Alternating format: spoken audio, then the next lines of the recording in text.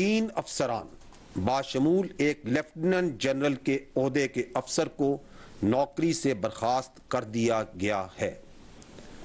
15 अफसरान बाशमूल 3 major generals और 7 brigadiers के ओहदे के अफसरान के खिलाफ सख्त तादीबी कार्रवाई मुकम्मल की जा चुकी है। इस वक्त एक रिटायर्ड 4 स्टार जनरल की नवासी, एक रिटायर्ड 4 स्टार जनरल का दामाद, एक रिटायर्ड 3 स्टार जनरल की बेगम और एक रिटायर्ड 2 स्टार जनरल की बेगम और दामाद इस एहतसाबी अमल से नाकाबिले तरदीद शवाहिद की बुनियाद पर गुजर रहे हैं। फौज ने लेफ्टिनेंट जनरल समेत 3 अफसरान को नौकरी से निकाल दिया। ये अफसरान 9 मई को GHQ, जिना हाउस और दीगर फौजी तंसीबात की हिफाजत में नाकाम रहे थे। 3 मेजर जनरल्स और 7 ब्रिगेडियर समेत 15 अफसरान के खिलाफ सख्त कार्रवाई मुकम्मल हो गई। DG ISPR major general Ahmed Sharif Chaudhry का ऐलान, कहा इस वक्त एक रिटायर्ड 4 स्टार जनरल की नवासी, एक रिटायर्ड 4 स्टार जनरल का दामाद, एक रिटायर्ड 3 स्टार जनरल की अहलिया और एक रिटायर्ड 2 स्टार जनरल की बेगम और दामाद नाकाबिले तरदीद शवाहिद की बुनियाद पर फौज के एहतसाबी अमल से गुजर रहे हैं। DG ISPR ने कहा सानेहा 9 मई को ना भुलाया जाएगा, ना मुलविस अफराद और मनसूबा साजों को मुआफ किया जाएगा, चाहे इनका ताल्लुक किसी भी इदारे, सियासी जमात या मुआशरे में किसी भी हैसियत से हो। सबको आईने पाकिस्तान और कानून के तहत सजाएं दी जाएंगी। आर्मी एक्ट के तहत 102 शरपसंदों का ट्रायल किया जा रहा है और ये अमल जारी है। 9 मई के वाकयात का मकसद फौजी तंसीबात पर हमला करके फौज को रद्द अमल पर उकसाना था। फौरी रद्द अमल ना देकर फौज ने घिनौनी साजिश को नाकाम बनाया।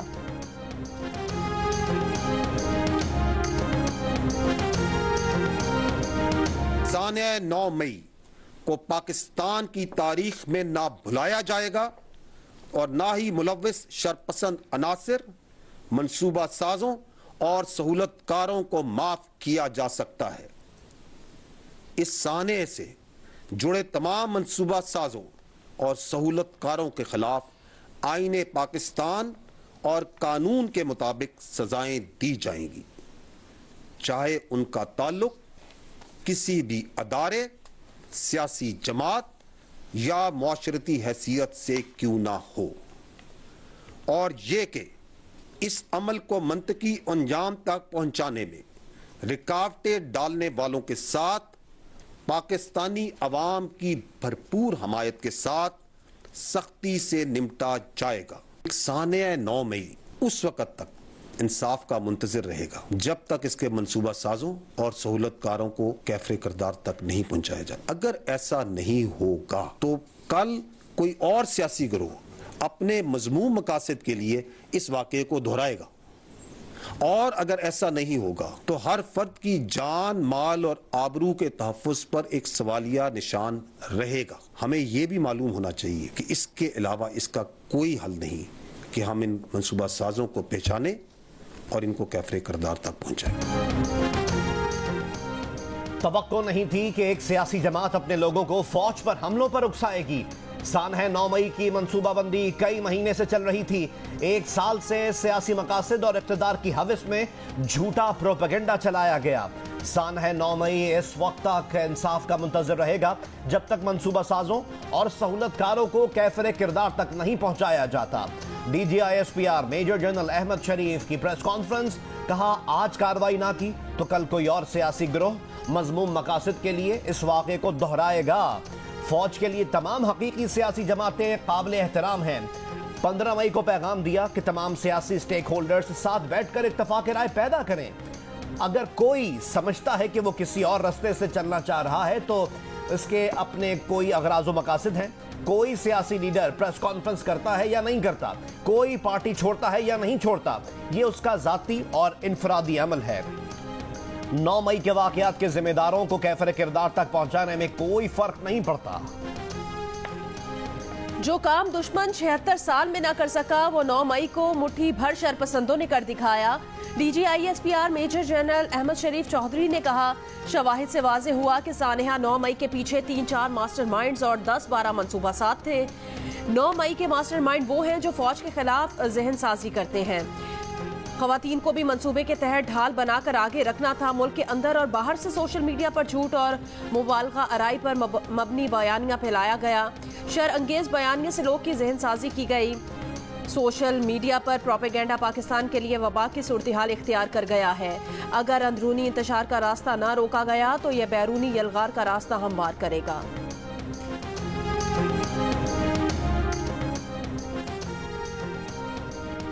आर्मी एक्ट के तहत 102 शरपसंदों का ट्रायल किया जा रहा है और यह अमल जारी है।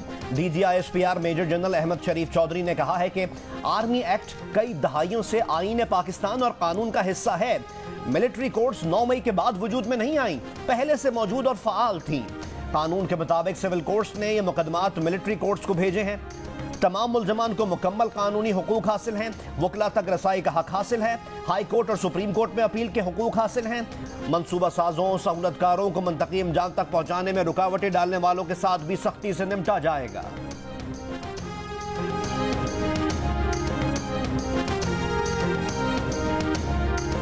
आर्मी एक्ट के तहत चलाए जाने वाले मुकदमात के सिलसिले में 102 शरपसंदों का ट्रायल किया जा रहा है और ये अमल जारी है।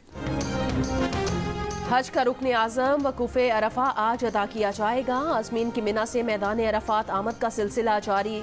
मस्जिद निब्रा से शेख डॉक्टर यूसुफ बिन मोहम्मद बिन सईद खुतबा हज देंगे। हुज्जाज गुरूब आफ्ताब तक मैदान अरफात में कयाम करेंगे। गुनाहों की मुआफ़ी मांगेंगे। इबादत और जिक्र और दुआ में मसरूफ़ रहेंगे। सूरज गुरूब होने के बाद हुज्जाज मुज़दलिफ़ा रवाना होंगे। दुनिया भर से आए 16 लाख से ज़ायद आज़मीन में 1.5 लाख से ज़ायद पाकिस्तानी भी शामिल। अमेरिका पाकिस्तान के खिलाफ भारत के बेबुनियाद बयानिए पर बयानात जारी करने से गुरेज करे। पाकिस्तान का अमेरिका को इंतबा। अमरीकी डेप्यूटी चीफ ऑफ मिशन की दफ्तर खारजा तलबी। नरेंद्र मोदी के अमरीकी दौरे के दौरान अमरीका भारत मुश्तरका बयान पर पाकिस्तान के तहफ़्फ़ुज़ात से आगाह किया। तर्जुमान दफ्तर खारजा ने बताया कि अमरीका भारत मुश्तरका बयान में पाकिस्तान का हवाला गैर जरूरी और यकतरफा था। पाकिस्तान और अमरीका के दरमियान इंसदाद दहशतगर्दी में ताउन बेहतर तौर पर आगे बढ़ रहा है। तर्जुमान अमरीकी महकमा खारजा मैथ्यू मिलर ने कहा कि पाकिस्तानी अवाम कई साल से दहशतगर्दी से बुरी तरह मुतासिर रहे हैं। अमरीका इतराफ़ करता है कि पाकिस्तान ने इस अरसे में दहशतगर्दी से निपटने के लिए अहम इकदाम किए हैं, लेकिन अमरीका समझता है कि पाकिस्तान तमाम दहशतगर्द गिरोहों पर पाबंदी को यकीनी तौर पर जारी रखने के लिए इकदाम करता रहे। इन गिरोहों में लश्कर तैयबा, जैश ए मोहम्मद समेत उनके दीगर ज़ेरी गिरोह शामिल हैं। एक सवाल के जवाब में तर्जुमान अमरीकी महकमा खारजा का कहना था, अमरीका भारतीय हुकाम से इंसानी हुकूक से मुतालिक तशवीश का इजहार करता रहता है। सदर बाइडन ने भी अपनी प्रेस कॉन्फ्रेंस में इस मसले को उठाया। भारत और पाकिस्तान लाइन ऑफ कंट्रोल पर सीज फायर जारी रखें।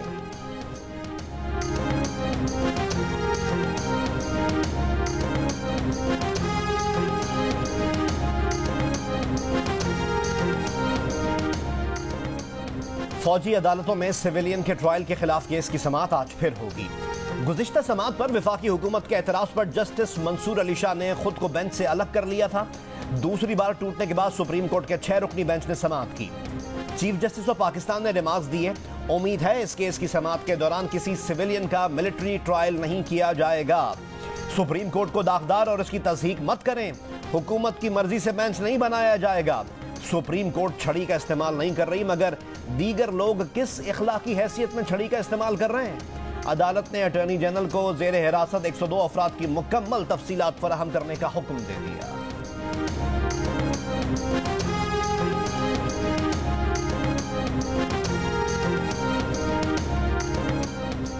सुप्रीम कोर्ट के जज जस्टिस मंसूर अली शाह ने अपने फैसला लिखा है कि बुनियादी इंसानी हुकूक के अहम मुकदमे में उन्हें फुल कोर्ट ना बनाने पर तहफ़्फ़ुज़ात थे। फुल कोर्ट ना बनाने पर तहफ़्फ़ुज़ात के बावजूद फौजी अदालतों के खिलाफ समाअत करने वाले बेंच का हिस्सा बना।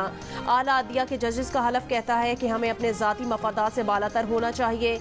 किसी जज पर एतराज़ की माकूल वजह हो तो अवामी एतमाद बरकरार रखने के लिए बेंच से अलग हो जाना चाहिए। जस्टिस मंसूर अली शाह पर जस्टिस जवाद एस ख्वाजा से रिश्तेदारी का एतराज़ उठाया गया था।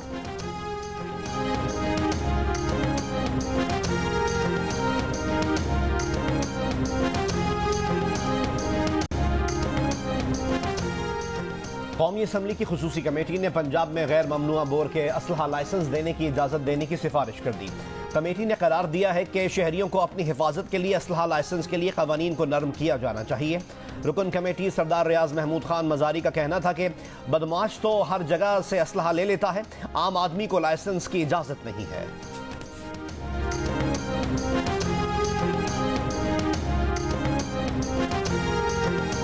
कोहे सुलेमान रेंज में मूसलाधार बारिश, धानासर के मकाम पर लैंडस्लाइडिंग, पहाड़ी चट्टाने N50 पर आ गिरी।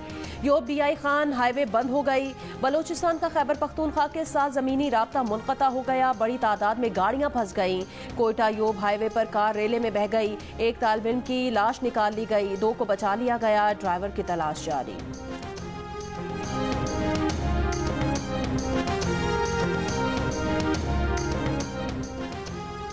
मुल्तान, बहावलपुर और DG खान में बारिश, कई इलाकों में बिजली की फरहमी मुअत्तल रही। कराची के इलाकों क्लिफ्टन और डिफेंस में हल्की बारिश।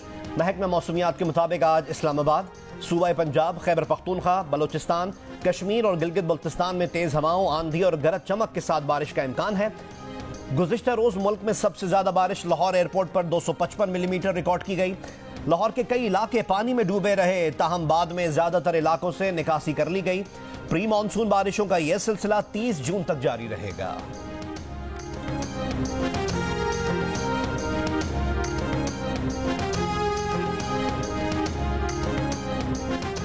गुज़श्ता रात मूसलाधार बारिश के बायस रावलपिंडी की हाईकोर्ट रोड पर सवा पुल में शिगाफ पड़ने से पुल का एक हिस्सा गिर गया। ट्रैफिक बुरी तरह मुतासिर हुई। जिला इंतजामिया ने सवा पुल की बहाली का ऑपरेशन शुरू कर दिया है। बहुत अच्छे जानवर देखे बनने में, खूबसूरत जानवर बनने में यहाँ पर, मगर हमारी इससे रेंज से बाहर है। हम गाय लेने आए थे यहाँ पर पीढ़ी पर, इतनी दूर से यहाँ पे, लेकिन गाय मिल ही नहीं रही है। काफ़ी महंगा रेट है, हाई फाई। कोशिश करें कि कोई बकरा मिल जाए। बड़ी ईद करीब आ गई, मगर मवेशी मंडियों में सौदों में तेजी ना आ सकी। महंगाई ने खरीदारों और व्यापार के भाव पाताव में मुश्किलात बना दी। छुरियां तेज करने वालों ने भी दाम बढ़ा दिए। जिन्ना अस्पताल कराची में खातून की लाश छोड़कर जाने के केस में पेशरफ्त। पुलिस ने आयशा के वालिद की मुद्दत में कत्ल का मुकदमा दर्ज कर लिया। जिब्रान उर्फ जेरी अली और पिंकी नामी खातून नामजद। लाश छोड़कर जाने वाले मुलजिम जिब्रान को पुलिस डिफेंस से गिरफ्तार कर चुकी है। दीगर मुलजिमान की तलाश जारी। स्टेट बैंक ऑफ पाकिस्तान ने शरह सूद 1% और बढ़ा दी। शरह सूद 22% हो गई। स्टेट बैंक ने एलामिया जारी कर दिया। स्टेट बैंक ऑफ पाकिस्तान के मुताबिक विफाकी बजट में टैक्सों, ड्यूटीज और PDL बढ़ाई गई हैं। इन इकदामात के सबब दबाव से 2-4 बैरूनी खाता मजीद प्रेशर लेगा। IMF मुआहदे की ये जरूरी शराइत हैं। इन शराइत से महंगाई मजीद बढ़ेगी, इसलिए इमरजेंसी इजलास में शरह सूद 1% बढ़ाकर 22% की गई है। नई शरह सूद 27 जून से मौसर होगी। वजीर खजाना गिलगित बल्तिस्तान जावेद मनवा ने 18 अरब रुपए खसारे का बजट असम्बली में पेश कर दिया। ग्रेड 1 से 16 तक के सरकारी मुलाजमीन की तनख्वाहों में 35%, जबकि ग्रेड 17 से ऊपर मुलाजमीन की तनख्वाहों में 30% इजाफे की तजवीज़। बजट का मजमूई तखमीना 116 अरब 15 करोड़ रुपए है। तरक्याती खर्चात के लिए 28 अरब 45 करोड़ रुपए रखे गए हैं। गंदम सब्सिडी के लिए 10 अरब रुपए की रकम मुख्तस। बलोचिस्तान हाईकोर्ट ने चेयरमैन PCB के इंतखाबात 17 जुलाई तक रोक दिए। चीफ जस्टिस ने वजीर आजम, मुतालिका वजारत, ज़का अशरफ और फरीकैन को नोटिस जारी कर दिए। PCB मैनेजमेंट कमेटी के साबिक रुकन गुल मोहम्मद काकड़ ने इलेक्शन चैलेंज किए थे। PCB चेयरमैन के इलेक्शन आज होना थे, लेकिन अब इन इलेक्शन के लिए 17 जुलाई तक इंतजार करना होगा। कुछ दिन पहले पीपल्स पार्टी ने ज़का अशरफ को चेयरमैन PCB बनाने का मुतालबा किया था। नजम सेठी ने चेयरमैन PCB की दौड़ से दस्तबरदार होने का ऐलान किया था, जिसके बाद वजीर आजम शहबाज शरीफ ने ज़का अशरफ को चेयरमैन PCB बनाने के लिए गवर्निंग बोर्ड की रुकनियत की मंजूरी दे दी थी।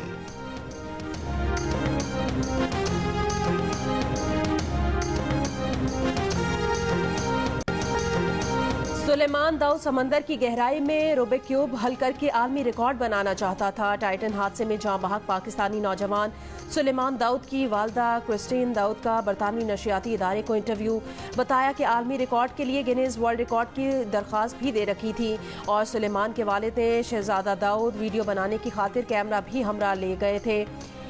क्रिस्टियन दाऊद ने बताया कि सुलेमान पर हर जगह रूबिक क्यूब साथ ले जाते थे और 12 सेकंड में पेचीदा मुअम्मा हल करके देखने वालों को हैरान कर देता। अब वो और उनकी बेटी सुलेमान के एजाज़ में रूबिक क्यूब को हल करना सीखने की कोशिश करेंगी और वो अपने शौहर के काम को जारी रखने का इरादा रखती हैं।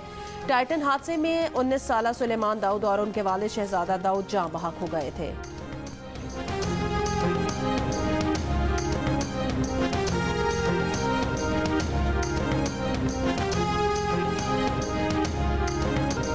ICC world cup trophy tour का मुनफरिद अंदाज में आगाज हो गया। ट्रॉफी को जमीन से 1,20,000 फीट की ऊंचाई पर खला में भेजा गया, जहां से वो अहमदाबाद के नरेंद्र मोदी स्टेडियम में उतरी। क्रिकेट वर्ल्ड कप ट्रॉफी आज से भारत के मुख्तलिफ शहरों में ले जाई जाएगी।